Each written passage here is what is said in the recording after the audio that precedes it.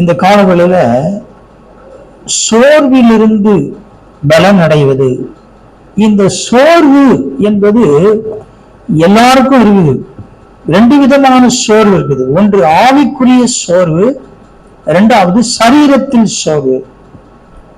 சரீரம் பலவீனமாகும் போது சரீரத்தை குறித்து சோர்வு வருது. ஆவிக்குரிய வாழ்க்கையில் பலவீனமாகும் போது ஆவிக்குரிய வாழ்க்கையிலும் சோர்வு அடைந்து விடுகிறோம். இந்த சோர்வு வந்துச்சுன்னா நம்மால என்ன செய்ய முடியாது? எதையும் செய்ய முடியாது. உற்சாகமா எதையும் செய்ய முடியாது. சோர்வு ஒருவரை பலவீனப்படுத்தி விடுகிறது. ஆவிக்குரிய சோர்வு வந்தா ஆவிக்குரிய விதத்திலே பலவீனமாய் ஆகிவிடுவோம். சரீர பிரகாரமான சோர்வு வந்தா சரீரத்தில் பலவீனம் அடைந்து விடுவோம். அப்ப இந்த சோர்வான சூழ்நிலையிலும் நாம் எப்படி பலனா இருப்பது? சோர்வான சூழ்நிலை எப்படி பலனா இருக்க முடியாது? சோர்வு வந்துச்சு, அப்புறம் எப்படி பலன் கிடைக்கும்?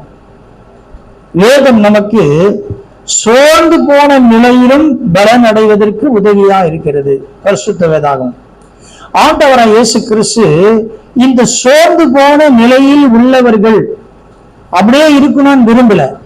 சோர்ந்து போகிறவர்களை பார்த்து வருத்தப்படுறார். அவங்க சோர்ந்து போயிடுவாங்களே அப்படின்னு என்ன செய்யறாரு? வருத்தப்பட்டு அவர்களுக்கு சோர்விலிருந்து என்ன செய்யறாரு? பலனுக்கு நேரே நடத்துகிறார். நீங்க சரியா புரிஞ்சுங்க. நாம் ஆவிக்குரிய சோர்ந்து போன நிலையில் இருந்தாலும் சரீர பிரகாரமா சோர்ந்து போன நிலையில் இருந்தாலும் கிறிஸ்து நமக்கு என்ன செய்யறாரு?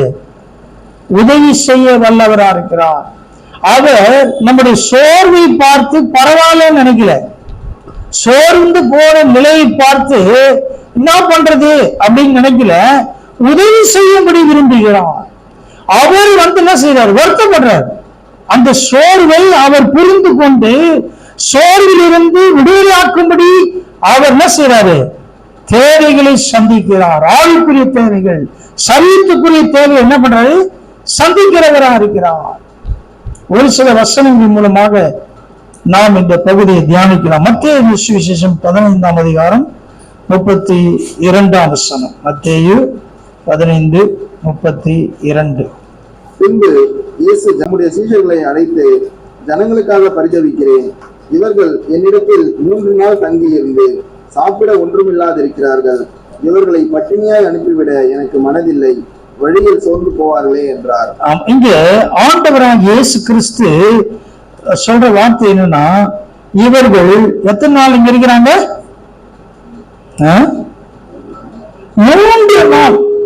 3 நாள் தங்கி இருந்து சாப்பிட ஒன்றுமில்லாதிருக்கிறார்கள். ஏன் தங்கி இருந்தாங்க? 3 நாள் செய்தி கேட்கிறான். இயேசு கிறிஸ்து பிரசங்கித்ததை கேட்கிறாங்க. 3 நாள் பிரசங்கத்தை கேட்டவுடனே அவங்க ஆவிக்குரிய வாழ்க்கையிலே பலன் அடைந்திருப்பாங்க. ஆவிக்குரிய வாழ்க்கையிலே பலனோடு இருக்கிறாங்க. வசனத்தின் மூலம், ஆண்டவராய் இயேசு கிறிஸ்துவின் வார்த்தையின் மூலம் ஆவிக்குரிய பலனை பெற்றுக் கொண்டார்கள். இப்ப நல்ல பலனா இருக்கிறாங்க ஆவியில. ஆனால் இயேசு கிறிஸ்து அது மட்டும் போதும் அப்படின்னு நினைக்கல. போதும், ஆவிக்குரிய வாழ்க்கையில மட்டும் பலன் அடைந்தா போதும் அப்படின்னு நினைக்கல. சரீரத்துக்குரிய பலனையும் பார்க்கிறார். 2 முக்கியம்தான். முதலில் ஆவிக்குரிய வாழ்க்கையில் நாம் பலன் அடைந்து விட்டால் கிறிஸ்து நம்முடைய சரீரத்துக்குரிய தேவையை என்ன பண்ணுவாரு? கட்டாயம் சந்திப்பார். நாம சரீரத்துக்குரிய தேவைக்காக பிரயாசப்பட்டு கொண்டே இருப்போமானால் ஆவிக்குரிய வாழ்க்கையின் சோர்வை நாம் என்ன செய்ய முடியாது? வெளியே வர முடியாது. சோர்விலிருந்து நாம் பலன் அடைய முடியாம போயிடும். இப்ப நான் சரீரத்தை குறித்து யோசிக்காம இந்த ஜனங்க என்ன பண்றாங்க? சரீரத்தின் பலவீனை குறித்து யோசிக்கல, சரீரத்தின் சோர்வை குறித்து யோசிக்கல. அவங்க கேட்கும் போது அந்த விருப்பம் இருக்குது. கேட்கும் போது அவங்க வாழ்க்கையை சீர்படுத்திக் கொள்ள வேண்டும், வசனத்துக்கு தங்களை அர்ப்பணிக்க வேண்டும், இந்த வார்த்தையின்படி வாழ வேண்டும் என்ற விருப்பம் தானே கேட்டாங்க. இதுவே பரிசெயர் சதிசெயர் உட்கார்ந்தா எழுந்திருப்பாங்க நினைக்கிறீங்களா? இருக்க மாட்டாங்க. 2 முறை பார்ப்பாங்க, சுத்தி சுத்தி பார்த்துட்டு முடிய நேரத்துக்கு வந்து இவர் என்ன பண்ணலாம், ஒரு கை பார்த்துக்கலாம் அப்படின்னு போயிட்டு இருப்பாங்க. பார்த்தீங்கன்னா அவர் பேசும்போது தான் முடிய நேரத்தான் வந்து நிற்பாங்க. முடிவுறத கேள்வி கேட்பாங்க. பிரச்சனைகள் அங்கதான் இருக்குது. அப்ப அவங்களுக்கு வசனத்தை கேட்டு அதன்படி நடப்பதற்கான விருப்பம் இல்லாம இருக்கிறாங்க. ஆனா இங்கே வசனத்தை கேட்க கேட்க ஆசையா கேட்கிறாங்க, பலன் அடைந்திருக்கிறார்கள். பலன் அடைந்த பிறகு ஆவியில நல்ல பலன் வச்சுட்டாங்க, சரீரத்தில் சோர்ந்து போகிறான். இயேசு கிறிஸ்து இந்த சரீரத்தின் சோர்வை பார்க்கிறாரு. பார்த்துட்டு அதை சொல்றார். யார்கிட்ட சொல்றாரு? தம்முடைய சீஷர்களை அழைத்து ஜனங்களுக்காக பரிதவிக்கிறேன். நல்லா கவனிங்க, நம்முடைய சரீர சோர்வாக இருந்தாலும் ஆவிக்குரிய சோர்வாக இருந்தாலும் கிறிஸ்து நமக்காக பரிதவிக்கிறவனா இருக்கிறான். ஒரு தகப்பனுடைய இருதயம் அதுதான். ஒரு தகப்பனுடைய இருதயம் அதுதான், பரிதவிக்கிற இருதயம். நாம் யாரா இருந்தாலும் நம்முடைய ஆவிக்குரிய நிலையிலே நாம் சோர்ந்து போயிருந்தாலும் பரிதவிக்கிறார், சரீர பிரகாரமாய் சோர்ந்து போனாலும் பரிதவிக்கிறார். இப்ப ஆவிக்குரிய தேவை சந்தித்தார். பரிதபித்த கிறிஸ்து ஆவிக்கிறத சந்திச்சார். போதும் நினைக்கல, சரீரத்துக்குரிய தேவைக்காக பரிதபிக்கிறேன். அவங்களுக்காக என்ன செய்யறேன்? பரிதபிக்கிறேன். என்ன செய்ய சொல்றாங்கள? அவங்களை என்ன செய்யறதுன்னா, இவர்கள் என்னிடத்தில் 3 நாள் தங்கியிருந்து சாப்பிட ஒன்றுமில்லாது இருக்கிறார்கள். இவர்களை பட்டினியை அனுப்பிட எனக்கு மனதில்லை. அவருக்கு மனதில்லை. வழியில் சோர்ந்து போவார்கள் என்றார். சோர்ந்து போயிடுவாங்க. இப்ப இந்த மனது இருக்கணும். என்ன மனது இருக்கணும்? சோர்ந்து போயிடுவாங்களே அப்படின்ற மனது இயேசுவுக்கு இருந்ததுனால அந்த மனதினால் அற்புதம் நடக்குது. மனதினால் அற்புதம் நடக்குது. இன்னைக்கு நடக்குமா? கட்டாயம் நடக்கும். இன்றைக்கு நாம் நம்முடைய ஆவிக்குரிய வாழ்க்கையை முக்கியப்படுத்தி ஆவிக்குரிய வாழ்க்கைக்காக நாம் பலனடைந்து வாழும்போது சரீரத்துக்குரிய காரியத்தை தேவன் நிச்சயம் என்ன பண்ணுவாரு? சந்திப்பார். நாம சரீரத்தை குறித்தே யோசிக்கிறோம். சரீரத்துக்குரிய தேவை, நாளைக்கு என்ன பண்ண போறோம், நாள் ஏஞ்சவனே முதல்ல என்ன கேள்வி, இன்னைக்கு என்ன சாப்பாடு, இன்னைக்கு என்ன, அவங்க காதுல என்ன வரணும், இன்னைக்கு அது இது இருக்குது, மகிழ்ச்சியா இருந்து. அப்படி இல்லைன்னா சூடாகும். பாருங்க, அதை நாம் எவ்வளவு முக்கியப்படுத்துகிறோம். காலையில் எழுந்திருச்சு ஜபம் பண்ணணும், வேதத்தை வாசிக்க வேண்டும், தேவனுடைய சத்தத்தை கேட்கணும்ன்ற அந்த உணர்வு நமக்கு இருக்குமே, ஆனால் அது நம்மை ஆவியிலே பலனடை செய்யும். ஆவிக்குரிய வாழ்க்கையை பலனடை செய்யும். முந்தின இரவே நமக்கு என்ன நடக்குது அப்படின்னா, நாளைக்குரிய தேவை முந்தின இரவே மனது என்ன செய்யுது? ஸ்டோர் ஆயிடுது. அடுத்த வாரத்துக்குரிய தேவை முந்தின நாளே என்ன செய்யுது? ஸ்டோர் ஆயிடுது. இதெல்லாம் இருக்குது, இந்த பிரச்சனை இருக்குது, இந்த தேவை இருக்குது, சரீரத்துக்குரிய எல்லாமே அதே போலதான் யோசிச்சுக்கிறோம். இப்படி யோசித்து எழுந்திருக்கும் போது நாம எப்படி ஆவிக்குரிய வாழ்க்கையை பலனடைவதற்கான காரியங்களை செய்வோம்? செய்ய முடியாது. ஏன்? ஏற்கனவே சரீரத்துக்குரிய தேவை மனதை என்ன செய்யுது? ஆட்கொண்டு வச்சிருக்குது. இன்னைக்கு இதெல்லாம் பண்ணணும், இவங்களுக்கு தேவை இருக்குது, இதை செய்யணும், அதை செய்யணும், இப்படி ஏராளமாய் மனதை சூழ்ந்திருக்கிறது. அது என்ன செய்யுதுன்னா, ஆவிக்குரிய தேவையை குறித்து முக்கியப்படுத்த விடாமல் இருக்கிறது. சரீரத்துக்குரிய தேவையை உயர்த்தி காமிக்குது. உனக்கு இதெல்லாம் பிரச்சனை இருக்குது, உன் தேவை இப்படி இருக்குது அப்படின்னா என்ன ஆகும்? சோர்ந்து போயிடும். சரீர பிரகாரமா நாம் சோர்ந்து போறோம், ஆவிக்குரிய விதத்திலும் சோர்ந்து போறோம். ஆவில பலன் அடைந்தாலாவது நாம சரீரத்தில் என்ன செய்யணும்? பலன் அடைறதுக்கு வாய்ப்பு இருக்குது. இவங்க ஆவில பலன் அடைந்ததுனால கிறிஸ்து அவர்கள் சரீரத்தை பலனடைய செய்தார். இப்ப அதுலயும் ஒண்ணு இல்லை, இதுலயும் ஒண்ணு இல்லாம போச்சு. இதிலே நாம் பலன் அடையும் போது, அதிகாலை எழுந்து கர்த்தரை தேடும் பொழுது, ஆண்டவருடைய சமூகத்துக்கு வரும் பொழுது, பலன் அடையும் போது ஆண்டவர் இதனுடைய காரியங்கள் என்ன பண்ணுவாரு? பொறுப்படுத்திக் கொள்ளுவார். பிசாசு கேட்க விட மாட்டான். வேதத்தில் துன்மார்க்கனை குறித்து இருக்குது. இருக்குதா? இருக்குது. தீமையான காரியம் செய்யக்கூடாதுன்னு வேதம் சொல்லுகிறது. பெருமையான காரியங்களுக்கு எதிர்த்து நிற்கிறது குறித்து வேதம் எல்லாம் வேதத்தில் இருக்குது. இது நாம் வாசிக்கிறதுனால்தான் வாசிக்காததினால் நமக்கு என்ன பிரச்சனைனா, இங்க வந்தா பிரச்சனை வருது. பாவத்தை குறித்து கண்டித்து பேசும் பொழுது இது பைபிள் இருக்குது, நான் தான் வாசிக்காம விட்டேன். நான் வாசித்தேன்னா இப்ப செய்தி எப்படி இருந்திருக்கும்? ஆமா ஆமா, ஏற்கனவே வாசித்து இருக்கிறேன், அதுதான் இங்க பிரசங்கிக்கப்படுகிறது. அவர் சொல்றது கரெக்டா, நம்ம சரியா ஆயிடுவோம், இதெல்லாம் விட்டுருவோம் அப்படின்ற ஒரு இருதயம் வரும். அங்கேயும் வாசிக்க மாட்டோம், இங்கேயும் கீழ்ப்படிய மாட்டோம் இல்ல. அப்ப என்ன நடக்கும் அப்படின்னா, குடும்பத்தில் பிரச்சனை ஆரம்பிக்குது, சண்டை, கணவன் மனைவிக்குள்ளே சமாதானம் இல்லை, பிள்ளைகளுக்கும் பெற்றோருக்கும் நல்ல ஐக்கியம் இல்லை, உறவு இல்லை. இதெல்லாம் வர காரணம் என்னன்னா, ஆவிக்குரிய வாழ்க்கையில் பலன் இல்லை. பிசாசு உடனே ஈஸியா என்ன பண்றான்? உள்ள பூந்துறான். அந்த குடும்பங்களுக்குள்ளே பிசாசு மிக எளிதாய் உள்ளே என்ன செய்யறான்? போயிட்டு எல்லா விஷயத்தையும் செஞ்சுக்கிறான். யார் வீட்டுல? இந்த ஆவியில் பலம் இல்லாதவர்கள், ஆவிக்குரிய வாழ்க்கையிலே தேவனுடைய வசனத்தை தியானித்து தேவனுடைய சத்தத்தை கேட்டு ஜெபிக்கிற அனுபவம் இல்லாத அவன் குடும்பங்கள் என்ன செய்யறான்னா, உள்ள வந்து அவன் வேலை செய்யறான். சண்டை, சந்தேகம், குழப்பம், பிரச்சனை, தேவை வந்தா பிரச்சனை, இப்படி எல்லாம் வர காரணம் அதுதான். உங்களை தேவன் ஆசீர்வாதமாய் வைக்க விரும்புகிறான். உங்க குடும்பங்களை சமாதானத்தோடு வைக்க விரும்புகிறார். உங்க குடும்பங்களை மகிழ்ச்சியா இருக்க விரும்புகிறார். உங்கள் ஆவிக்குரிய வாழ்க்கையில் மட்டுமல்ல, சரீர பிரகாரமாகவும் உங்களை ஆசீர்வாதமாய் தேவன் வைக்க விரும்புகிறார். ஆனா நாம் என்ன செய்யறதில்லை? கீழ்ப்படுகிறதில்லை. ஏதேன் தோட்டம் எப்படி இருந்துக்குன்னு நினைக்கிறீங்க? மகிழ்ச்சியா இருந்திருக்கும். விதவிதமான படங்கள், நல்லா அனுபவித்தாங்க, உற்சாகமா இருந்தாங்க, கவலையே இல்லை, சந்தோஷமான வாழ்க்கை. சந்தோஷமா இருக்கிறது பிசாசு பிடிக்காது. பிடிக்க நினைக்கிறீங்களா? ஒரு கணவன் மனைவி சந்தோஷமா இருக்குது பிடிக்காது. அது எப்படி இருக்கலாம்? பெற்றோர்கள் பிள்ளைகள் சந்தோஷமா இருக்குது பிடிக்காது. பிசாசு பிடிக்காது. அங்க போய் என்ன செய்தான்? சந்தேகத்தையும் குழப்பத்தையும் தேவையில்லாத பேசி அவர்களுக்குள்ளே பிரிவினையை உண்டாக்கி வச்சிட்டான். ஆண்டவருக்கு அவங்களை பிரிவினை உண்டாக்கிட்டான். இன்னைக்கும் அதான் செய்யலாம். ஜாக்கிரதையா இருங்க. அப்ப நம்முடைய ஆவிக்குரிய வாழ்க்கையில நாம் பலனடைந்து பலனடைய ரெண்டு காரியம் நடக்குது. நம்முடைய சரீரத்துக்குரிய காரியத்தை குறித்து நாம கவலைப்பட வேண்டிய ஆசை இல்லாம போயிடும். ஏன் இந்த கவலை வருது?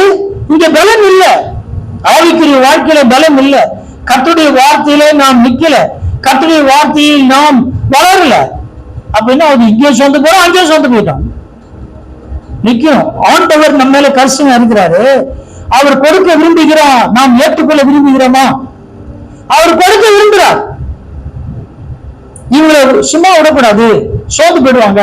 அப்ப என்ன அர்த்தம்? நான் கொடுக்க விரும்புகிறேன், அவரை திருப்தியாக்கி அனுப்ப விரும்புகிறேன். அப்படி என்ன செய்யணும்? உட்காரணும். ஏசு உட்கார வைக்கிற, எல்லாம் உட்காந்துக்கிறாங்க. இல்ல இல்ல நான் போறேன், நானு போறேன், எனக்கு வேலை இது அப்படின்னு எப்படி போயிருப்பாங்க?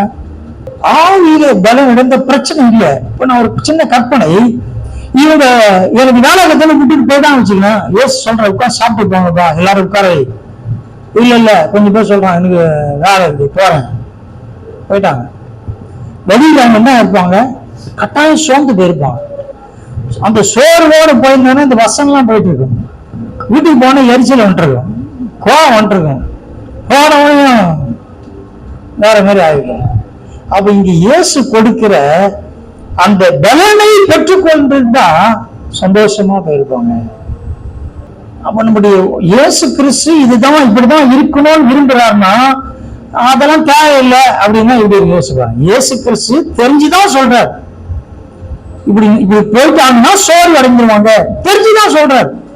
நம்ம மிஞ்சின நீதிமானா இருக்கக்கூடாது, அதெல்லாம் நான் பாத்துக்கிறேன். இல்ல இல்ல இல்ல, கிறிஸ்து இன்றைக்கு எனக்கு வைத்திருக்கிற ஆவிக்குரிய நன்மைகளை, பலனை, ஆசீர்வாதத்தை நான் பெற்றுக்கொள்ள வேண்டும். இங்க வந்துடணும். வரும்பொழுது தேவன் வைத்திருக்கிற ஆசீர்வாத நன்மையை பெற்றுக்கொள்ள முடியும். அதிகாலையில தேடின கண்டறியமானு சொல்றாரு. அதிகாலையில நீங்க தேடுங்க. சில பேர் முடியாது, வயசான எழுந்திக்க முடியாது, பிரச்சனை இல்லை, வியாதி யாருக்கும் எழுந்திக்க முடியாது. நல்லா இருக்கிற ஆளுக்கு சொல்றேன், நல்லா இருப்பாங்க, காலில இருந்து சாயலுக்கு நல்லா ஓடுவாங்க, நல்லா சாப்பிடுவாங்க, எல்லாம் நடக்கும். ஆனா கால் எழுந்திரிக்கணும் மட்டும் மயக்கமா இருக்கும். இது என்னன்னு தெரியல. காலையில எழுந்து தான் பிரச்சனையே இருக்கும். அவங்களுக்காக தான் சொல்றாரு. அப்ப அந்த நேரத்தை அவர் வைத்திருக்கிற நன்மை ஆசீர்வாதத்தை ஆவிக்குரிய சகலவற்றையும் பெற்றுக்கொள்வதற்கு நாம் ஆயத்தமாய் உட்காரும் பொழுது அந்த நாள் முழுவதும் என்ன பண்ண சோர்வு இல்லாம இருக்கும். ரெண்டு நடக்குது. ஒன்று ஆவிக்குரிய வாழ்க்கை பலன் அடைகிறோம், சமயத்துக்குரிய தேவையும் கர்த்தர் என்ன பண்றாரு சந்திக்கிறவரா இருக்கிறார். அங்கே அடுத்த வருஷம் வாசிங்க. அதற்கு அவருடைய சீஷர்கள், இவ்வளவு திரளான ஜனங்களுக்கு திருப்தி உண்டாகும்படி வேண்டிய அப்பங்கள் இந்த வனாந்திரத்திலே நமக்கு எப்படி அகப்படும் என்றார்கள். சீஷரிடத்தை கேட்கிறாரு, இது மாதிரி இவங்க எல்லாம் சோர்ந்து போயிடுவாங்க, உங்க அப்பம் கொடுக்கணும். இந்த சீஷர்கள் திருப்பி இயேசு கிறிஸ்து இடத்துல என்ன சொல்றாங்க அப்படின்னா, அதெல்லாம் நடக்காது, அதெல்லாம் நடக்காது. இப்போ இதே மாதிரி நாம யோசிக்கிறோமா? நாம யோசிக்கிறோமா இல்லையா? ஆவிக்குரிய வாழ்க்கையில் கிறிஸ்துவை பார்த்து அமர்ந்து பலம் அடைந்து இருக்கிறோம். இப்ப இவங்களுக்கு சரீரத்துக்குரிய பலனை நான் கொடுக்க போகிறேன் அப்படின்னு சொல்லும் போது, ஆண்டவரே அதெல்லாம் எங்க நடக்க போகுது, இதெல்லாம் எங்க நடக்க போகுது என் வாழ்க்கையில, ஆண்டவர் எங்க கொடுக்க போற அப்படின்னு நினைக்கிறோமா? இல்ல இல்ல இல்ல, ஆண்டவர் கட்டாயம் கொடுப்பார். நான் கர்த்தரை தேடி கொண்டிருக்கிறேன், கர்த்தருடைய சமூகத்தில் காத்திருக்கிறேன். அந்த பலனே நம்மளை என்ன செய்ய வைக்கும் அப்படின்னா, சரீரத்துக்குரிய காரியங்களை தேவன் சந்திப்பாருடைய விசுவாசத்துக்குள்ள வந்துடும். ஆனா இவங்க என்ன சொல்றாங்கன்னா, இவங்களும் ஆவில பலன் அடைந்து தான் இருக்கிறாங்க, ஆவிக்கு பலன் தான் இருக்கிறாங்க. ஆனால் சரீரத்துக்குரிய காரியங்களை குறித்து யோசிக்கும் போது இது இது மனுஷனால முடியாது, மனுஷனுடைய பிரயாசத்தினால வனாந்து வாங்க முடியாது. கொஞ்சம் கொஞ்சம் எல்லாம் சொல்றான், கரெக்ட் தான், சொல்றதெல்லாம் கரெக்ட் தான். ஆனால் மனுஷனால் கூடாதவைகள் தேவனாலே கூடும். இப்போ உங்க விசுவாசிக்கலன்றதுக்காக ஆண்டவர் செய்யாம விட்டுட்டாரா அப்படின்னா இல்லை. நீ விசுவாசிக்கல அதனால கொடுக்க முடியாது சொன்னாரா? இல்லவே இல்லை. கொஞ்சம் பாருங்கப்பா, அடுத்த வருஷம் வாசிங்க. அதற்கு இயேசு, உங்களிடத்தில் எத்தனை அப்பங்கள் உண்டு என்று கேட்டார். அவர்கள் 7 அப்பங்களும் சில சிறு மீன்களும் உண்டு என்றார்கள். ஆமா, இவங்க சொல்றான் 7 அப்பமும் சில சிறு மீன்கள் இருக்குது. இப்ப இத இது எதுக்கு கேட்கிறாரு? எல்லாரும் அனுப்பிச்சு விட்டு நம்ம 12 பேர் இருக்கிறோம், இவங்க 13 பேரு, இதை பிச்சு பிச்சு எடுத்தாலும் ஏதோ தேரம், அவ்வளவுதான். மீன் நமக்கு எவ்வளவு கிடைக்க தெரியல அப்படின்னு நினைச்சிருக்கலாம். ஒரு கற்பனை தான். எவ்வளவு இருக்குதுன்னு கேட்டா அப்ப என்ன நினைக்க முடியும்? இருக்கிறது 5000 புருஷங்கள் 5000 பேர் இருக்கிறாங்க, பிள்ளைங்க மனைவி மாதிரிலாம் இருக்கிறாங்க. இவர் கேட்கிறாரு என்ன இருக்குது? 7 அப்பமும் சில சிறு மீன் இருக்குது, அவ்வளவுதான். இதை வச்சு என்ன செய்ய முடியும்? ஒன்னும் செய்ய முடியாது என்ற மனநிலைக்கு தான் இருக்கிறாங்க. உடனே அடுத்த வருஷம் வாசிங்க. ஜனங்களை தரையில் பந்தி இருக்க கட்டளையிட்டு, பந்தி இருக்கிற மாதிரி கட்டளை சொல்றாரு. இப்ப இவங்க எப்படி உட்கார்ந்தாங்க? ஏற்கனவே பிரசங்க கேட்கிற மாதிரி உட்காந்துக்கிறாங்க. இப்ப அவங்கள பந்தியில் உட்கார மாதிரி உட்கார வைக்க அப்படின்னா அவங்களுக்கு கொஞ்சம் புரிஞ்சிருக்குமா தெரியல. பந்தி இருக்கிற மாதிரினா எதுக்கு? சாப்பிடுறதுக்கு தான். பந்தி இருக்க உட்கார வச்சுட்டு ஒன்னும் இல்லைன்னா நம்மள கண்டுபிடிச்சோம்ல, அப்படி உட்காருங்கன்னா சாப்பாடு போட்டு தான் உட்கார சொல்றாங்க. அப்ப அவங்களுக்குள்ள அந்த மனநிலைக்கு வந்துட்டாங்க. இப்படி உட்கார்ந்தா என்ன அர்த்தம்? சாப்பிடுறதுக்கு தான். என்ன செய்ய போறாங்கன்னு தெரியல, ஏதோ இருக்குது. அடுத்த வருஷம் வாசிங்க. அந்த 7 அப்பங்களையும் அந்த மீன்களையும் எடுத்து ஸ்தோத்திரம் பண்ணி பிட்டு தம்முடைய ஜனங்களிடத்தில் கொடுத்தார். தம்முடைய சீஷரிடத்தில் கொடுத்தார். சீஷர்கள் ஜனங்களுக்கு பரிமாறினார். ஆமா, பரிமாறுறாங்க. பரிமாறி பரிமாறி பரிமாறி எல்லாரும் சாப்பிட்டு மீதியான துணிக்கைகளை 7 அப்பம் எத்தனை கூடை வச்சிருப்பான்னு நினைக்கிறீங்க? ஒரு கூடையே போதும். இப்ப 7 கூடை எடுக்கிறான். 7 கூடை நிறைய எடுத்தார்கள். ஸ்திரீகளும் பிள்ளைகளும் தவிர சாப்பிட்ட புருஷர் 4000 பேரா இருந்தார்கள். 4000 பேர் சாப்பிட்டுக்கிறான். அப்புறம் ஜனங்களை என்ன பண்ணாரு? அனுப்பி விட்டு படவில் ஏறி மக்தலாவின் எல்லைகளில் வந்தார். இந்த இடத்துக்கும் அவர் போற இடத்துக்கும் ஏறக்குறைய 10 மைல். சரி, இங்கே ஆண்டவரா இயேசு கிறிஸ்துவனுடைய மனதுருக்கம், சோர்ந்து போவார்களே என்ற ஒரு மனநிலை, மனதுருக்கத்தோடு கூட அவர்களுக்கு எல்லாவற்றையும் கொடுத்து அனுப்புகிறார். சரீரத்துக்கும் அவர் ஆண்டவராக இருக்கிறார், சரீர தேவைகளுக்கும் அவர் பரிதவிக்கிறவரா இருக்கிறார். இப்ப நல்லா கவனிங்க, ஏன் புருஷர் என்று சொல்லும் பொழுது இந்த புருஷர்களாம் போய் என்ன செஞ்சிருப்பாங்க? புருஷர்கள் போய் என்ன செஞ்சிருப்பாங்க நினைக்கிறீங்க? நல்லா சாப்பிட்டோம் அவ்வளவுதான் அப்படி சொல்லியிருப்பாங்களா? அல்லது இயேசு கிறிஸ்து ஒரே ஒரு கூடையில கொஞ்சம் இருந்துச்சு, கொஞ்சம் மீன் தான் இருந்துச்சு, இதை அவர் என்ன செய்தாரு? நாங்களே 4000 பேர் இருந்தோம், அப்புறம் ஸ்திரீகள் அவர் பிள்ளைகளா இருந்தாங்க அப்படின்னு சொல்லி சாட்சி சொல்லியிருப்பாங்க. நாம சொல்றோமா? நல்லா இருந்துச்சுன்னு போயிடும். ஆண்டவர் நம்மை ஆசீர்வதிக்கும் பொழுது, உயர்த்தும் பொழுது நாம் சாட்சி சொல்றோமா? கர்த்தர் இந்த நிலையிலிருந்து உயர்த்திருக்கிறார், கர்த்தர் இந்த நிலையிலிருந்து இது சரீர பிரகாரமான ஆசீர்வாதத்தை நன்மை தந்திருக்கிறார். சாட்சி சொல்லிருக்கணும், சாட்சி சொல்லணும். இவங்க சொல்லியிருப்பாங்க இல்லையா? 2 விஷயத்தை அங்க பாக்குறோம். திருப்தியாய் சாப்பிட்டார்கள் இல்லையா? திருப்தியாய் சாப்பிட்டார்கள். அடுத்தது மீதம் எடுத்தார்கள். இங்க ஆதாரத்தை விட வசனத்துக்கு முக்கியத்துவம் கொடுத்தாங்க. இப்படி சொல்லலாமா? ஆதாரத்தோட வசனத்தை முக்கியத்துவம் கொடுத்தான்னு சொல்லலாமா? ஏன் சொல்லலாம்?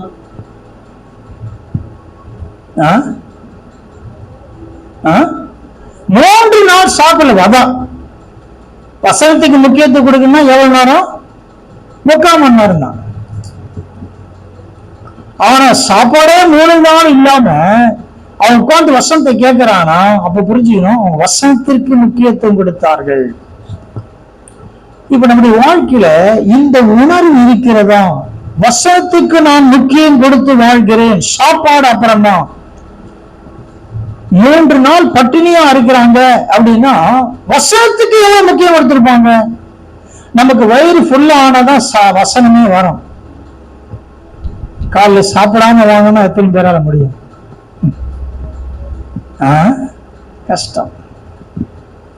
அப்ப நம்ம பாருங்க, அந்த சாப்பாட்டுக்கு முக்கியத்துவம் கொடுக்கிறதா இருக்கும் பொழுது வசனத்துக்கு முக்கியத்துவம் கொடுக்க முடியல. ஏன் லேட் ஆகுது? சரியான நேரத்துக்கு ஏன் வர முடியல? சாப்பாடு செய்யணும் காலையில, மத்தியானத்துக்கு இல்ல, காலை சாப்பிடறதுக்கு சமைக்கணும்ல, அதெல்லாம் சமைச்சு வச்சு வச்சு சாப்பிட்டு கிளம்புறதுக்கு டைம் ஆயிடும். கஷ்டம்தான். அதுவும் தேவை, இதுவும் தேவை. ஆனா அதற்கு நான் முக்கியத்துவம் கொடுக்கும், வசனத்துக்கு முக்கியத்துவம் கொடுக்கும் பொழுது தேவன் இதை என்ன செய்யறாரு? சந்திக்கிறான். அதாவது அந்த வார்த்தையை நான் ஏன் பயன்படுத்துறேன்? வசனத்துக்கு முக்கியத்துவம் கொடுத்தா ஏன் அந்த வார்த்தை பயன்படுத்துகிறேன்னா, இப்ப சாதாரணமா அவங்க வசனத்தை கேட்கல. எப்படி கேட்கிறாங்க? பட்டினியா இருந்து கேட்கிறார்கள். அதுக்காக சொல்றேன், சாதாரணமா இருந்து கேட்கறதுக்கும் 3 நாள் பட்டினியோடு இருந்து கேட்கறதுக்கும் வித்தியாசம் இருக்குது. இருக்குதா வித்தியாசம்? கட்டாயம் இருக்குது. சாதாரணமா சாப்பிட்டு கேட்கறதுக்கு ஒன்றும் பிரச்சனை இல்லை. அப்ப பட்டினியோடு, இதை நான் சொல்ல, வேதம் தான் சொல்லுது. இயேசு கிறிஸ்து சொல்றார், பட்டினியா இருந்தாங்களே, பட்டினியோடு வசனத்தை கேட்டிருக்கிறாங்க. ஆனா எந்த அளவுக்கு பலன் அடைந்திருப்பார்கள். அப்ப நம்முடைய வாழ்க்கையில அவங்க 2 விஷயத்திலும் திருப்தியாக இருந்தார்கள். உங்க வாழ்க்கை, ஆவிக்குரிய வாழ்க்கையில நீங்க ஆசீர்வாதத்தையும் பலனையும் பெற்றுக் கொள்ளும் பொழுது சரீர பிரகாரமா திருப்தியா இருப்பீங்க. சரீர பிரகாரமான தேவைகள் மீதியா இருக்கும். நமக்கு அதுல ஒரு ஆபத்து இருக்குது. ஆசீர்வாதத்துல ஒரு ஆபத்து இருக்குது. நம்ம தாழ்வை நினைத்துக்கணும். எப்பவுமே ஆண்டவர் என்னை எப்படி உயர்த்தினா மறந்துடக்கூடாது. சபை அதுதான் இருக்குது. ஆவிக்குரிய காரியங்கள் மாத்திரமல்ல, சரீரத்துக்குரிய ஆசீர்வாதத்தை சபையில் தேவன் வைத்திருக்கிறார். சரீர பிரகாரமும் ஆசீர்வாதத்தை வைத்திருக்கிறார். அப்ப நாம் ஆசீர்வதிக்கப்படும் பொழுது நாம் எந்த அளவுக்கு உண்மையா இருக்கிறோம், கர்த்தருக்கு எப்படி சாட்சியா இருக்கிறோம், கர்த்தரை எவ்வளவு நேசிக்கிறோம். ஒன்றுமில்லாத நிலையிலிருந்து தேவன் இங்கு வைத்து என்னை ஆசீர்வதித்திருக்க தாழ்வை நினைக்கும். இந்த நிலையிலிருந்து தேவன் வைத்திருக்கிறார், மறந்துடக்கூடாது. அப்ப என்ன செய்வோம்? உண்மையா இருப்போம், சாட்சியா இருப்போம். இல்ல இது என்னால வந்ததுன்னு சொல்ல மாட்டோம். நான் பிரயாசப்பட்டேன், நான் முயற்சி எடுத்தேன், நான் இல்ல தேவனால் தான் வந்தது அப்படின்னா நமக்கு அந்த பெருமை இருக்காது. உண்மை இருக்கும், அங்க சாட்சி இருக்கும் இல்லையா? அதை மறந்து போயிடாதீங்க. ஒரு வசனத்தை வாசிக்கலாம். லூக்கா எழுதின சுவிசேஷம் 18ஆம் அதிகாரம் 1ஆம் வசனம். சோர்ந்து போகாமல் எப்போதும் ஜெபம் பண்ண வேண்டும் என்பதை குறித்து அவர்களுக்கு அவர் ஒரு உவமையை சொன்னார். இங்க சோர்ந்து போகாமல் ஜெபம் பண்றதுல சோறு வேணும். சோர்ந்து போகாமல் எப்பொழுதும் ஜெபம் பண்ண வேண்டும் என்பதை குறித்து அவர்களுக்கு அவர் ஒரு உவமையை சொன்னார். அந்த உவமை அப்படியே கீழே இருக்குது. இங்க ஜெபம் பண்றதுல சோறு வருது. ஏன் வருது? ஏன் வருது? சோறு வருதா? அதை கேட்கல பாருங்க. ஜெபம் பண்றதுல நம்ம சோர்ந்து போயிருமா? ஜெபம் பண்ணி ஆமா. ஏன் சோறு வருது? கிடைக்கிற சோறு வருது. ஜெபம் பண்ணி என்னத்த நடந்தது? என்னத்த போய் ஜெபத்துக்கு போற? ஏன் ஜெபத்துக்கு போவோம்? ஒண்ணும் நடக்கல, அப்புறம் ஏன்? அப்ப அவர்களுக்காக தான் இந்த உவமையை சொல்ற. யாருக்கு? ஜெபம் செய்து சோர்ந்து போனவர்களுக்கு ஒரு உவமையை இயேசு கிறிஸ்து சொல்லுகிறார். அப்ப ஜெபம் பண்ணி தாமதிக்கும் போது சோறு வரும் அப்படின்றது இயேசு கிறிஸ்து அறிந்திருக்கிறார். கிடைக்கல, தாமதம் ஆகுதுன்னா நாம் என்ன ஆகும்? சோர்ந்து போயிடுவோம் அப்படின்னு இயேசு கிறிஸ்து அறிந்திருக்கிறார். சில பேர் ஜெபம் பண்ணி பெற்றுக்கொண்டவங்க இருக்கிறாங்க.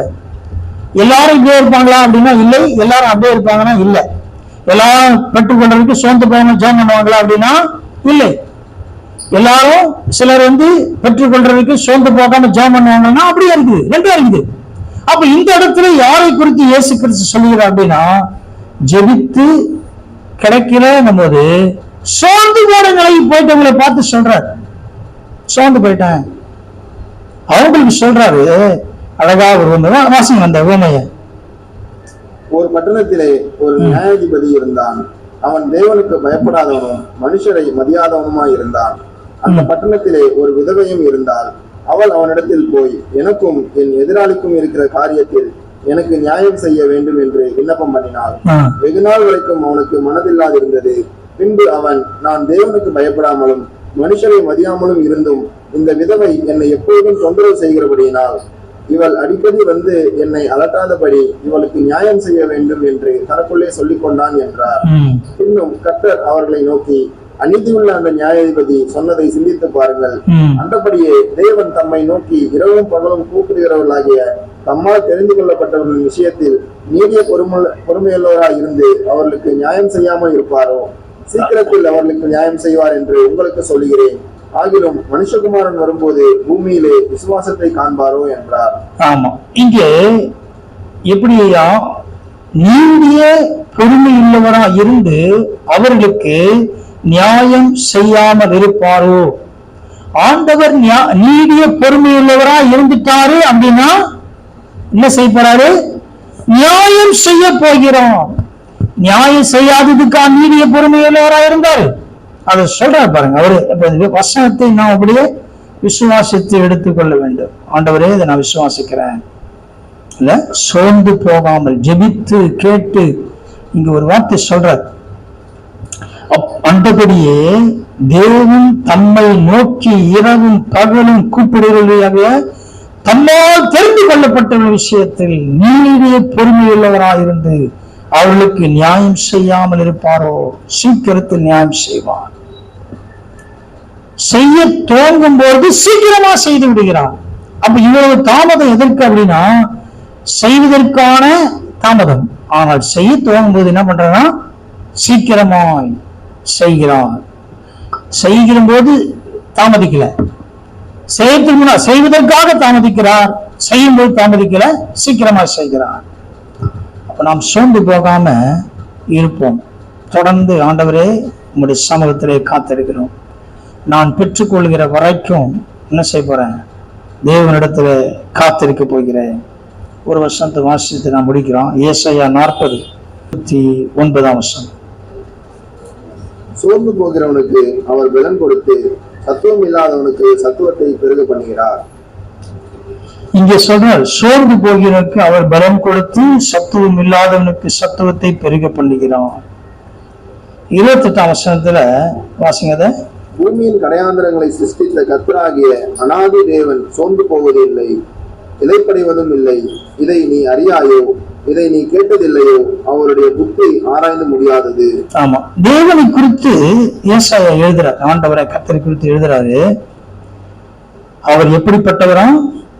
பூமியின் கடாந்திரங்களை சிருஷ்டித்த கர்த்தராகிய அநாதி தேவன் சோர்ந்து போகுவதும் இல்லை, இலைப்படைவதும் இல்லை. அவர் சோர்ந்து போவதில்லை. இப்ப சோர்ந்து போகாத ஆளுக்கு சோர்வை குறித்து தெரியுமா? தெரியாது. பிதாவாகிய தேவனுக்கு தெரியாது. குமாரா கிறிஸ்துவுக்கு தெரியுமா? தெரியும். அவர் பசியோடு இருந்தார், தாகத்தோடு இருந்திருக்கிறார். எல்லாமே அவருக்கு தெரியும்.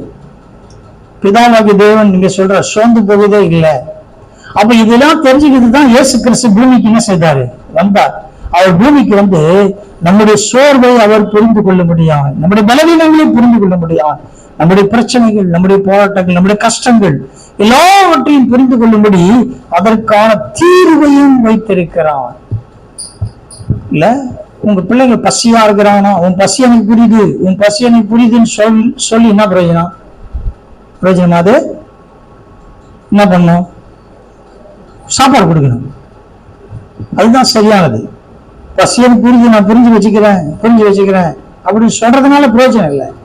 அப்ப நம்முடைய ஆண்டவரை இயேசு கிறிஸ்து இதெல்லாம் எனக்கு தெரியும்னு மட்டும் சொல்லல, அதுல இருந்து விடுதலையாக்க உண்மையிலவரா இருக்கிறார். சோர்விலிருந்து விடுதலையாக்குகிறார். அடுத்த வருஷத்தை வாசிக்கிறோம், வாசிங்க. சோர்ந்து போகிறவனுக்கு அவர் பலன் கொடுத்து சத்துவம் இல்லாதவனுக்கு சத்துவத்தை பெருக பண்ணுகிறார். ஆமா, சோர்ந்து போகிறவனுக்கு என்ன செய்யறதா? பலன் கொடுக்கிற தேவனா இருக்கிறார். சத்துவம் இல்லாதவருக்கு சத்துவத்தை பெருக பண்ணுகிறவரா இருக்கிறார். இந்த கால வேளையில முதல் காரியம் சரீர பிரகாரமான சோர்வையும் அவர் பார்க்கிறார். ஆவிக்குரிய சோர்வு அவர் முதல் நாள் வரும்பொழுது ஆவிக்குரிய வாழ்க்கையில சோர்ந்து போய்தான் வந்துக்கிறான். ஆவிக்குரிய வாழ்க்கை குறித்த சரியான புரிந்துகொள் எல்லாம் வந்திருக்கிறான். கேட்க கேட்க ஆவியிலே பலன் அடைந்திருக்கிறாங்க. ஆவிக்குரிய வாழ்க்கையில சத்தியங்களை வசனத்தை கேட்டு பலன் அடைந்தாங்க. அதன் பிறகு இரண்டாவது பகுதி சரீர பிரகாரமாய் அதையும் ஆண்டவர் பார்க்கிறார். இயேசு அதை பார்த்து அங்கேயும் ஒரு தீர்வை வைத்திருக்கிறார். அடுத்தது ஜபத்தை குறித்து பார்க்கிறோம். ஜபம் செய்து சோர்ந்து போனேன், கேட்டு கேட்டு சோர்ந்து போயிட்டேன். சோர்ந்து போனவங்களுக்கு தான் இது ஆண்டவர் சொல்றாரு. கேட்டு கேட்டு சோர்ந்து போயிட்டீங்களே, உங்களுக்கு பார்த்தா சொல்றாரு. ஒரு அநீதியுள்ள நியாயாதிபதி அந்த விதவிக்கு நியாயம் செய்யும் போது நீதியுள்ள தேவன் ஏன் செய்ய மாட்டாரு? கட்டாயம் செய்வார் அப்படின்ற ஒரு நம்பிக்கையை நமக்கு தருகிறார். மூன்றாவது பார்த்தோம், அவர் சோர்ந்து போகாதிருக்கிறார். நமக்கு நாம் சோர்ந்து போகும்போது அவர் பலம் தருகிறார். அடுத்த வருஷத்தை வாசித்தினா கர்த்தருக்கு 31ஆம் வசனம். கர்த்தருக்கு காத்திருக்கிறவர்களோ புதுபலன் அடைந்து கழுகுகளைப் போல செட்டைகளை அடித்து எழும்புவார்கள்.